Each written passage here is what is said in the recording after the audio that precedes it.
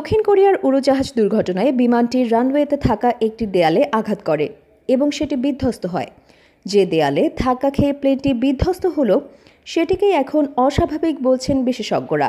যদি ওই দেয়ালটি না থাকতো তবে বিমানটি সম্ভবত নিরাপদে থেমে যেতে পারত এবং বেশিরভাগ যাত্রী বেঁচে যেত।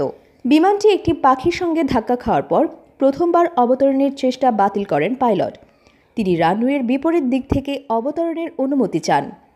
বিমানটি নেমে চাকা বা ল্যান্ডিং গিয়ার ব্যবহার ছাড়াই অবতরণ করে। এতগুলো মানুষের মৃত্যুর কারণ অবতরণ নয়, বরং রানওয়ের শেষে থাকা শক্ত কংক্রিটের দেয়ালের সঙ্গে বিমানের সংঘর্ষ। সাধারণত কোনো বিমানবন্দরে রানওয়ের শেষে এভাবে একটি দেয়াল থাকে না। সময় চাই না।